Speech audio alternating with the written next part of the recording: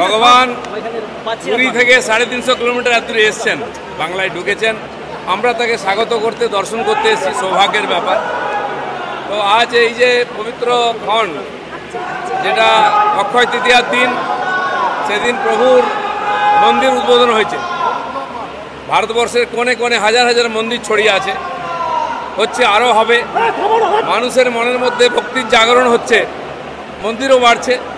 ভগবান যাকে যোগ্য মনে করেন তার হাত দিয়ে করিয়ে নেন। তিনি মুখ্যমন্ত্রী হাত দিয়ে একটা ভালো কাজ করে নিয়েছেন। আমরা ভগবানকে দর্শন করার সুযোগ পেয়েছি, আমি সেই সুযোগটা ছাড়িয়ে নিয়ে এসেছি। কোনো রাজনীতিক কথা বলতে আসিনি, আমার বন্ধু পাশে আছে, মন্ত্রী।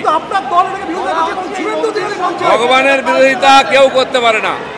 কেউ কেউ রামচন্দ্রের বিরোধিতা করেছিল, যে যার ভক্তি অনুযায়ী করবে।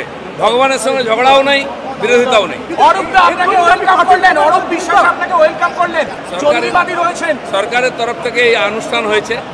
মাননীয় চিফ সেক্রেটারি এবং হেডকোর ভাইস প্রেসিডেন্ট আমাকে আমন্ত্রণ করেছেন কার্ড দিয়ে। সরকারের প্রতিনিধি হিসেবে অরূপদা আছে, সে আমাকে স্বাগত করেছে। আমার পুরনো বন্ধু, বাইরে করে নেবো তার সঙ্গে। দেখা করবেন মুখ্যমন্ত্রী এসেছেন, কিছুক্ষণ আগে ফিরে এসেছেন, দেখা করবেন মুখ্যমন্ত্রীর সঙ্গে।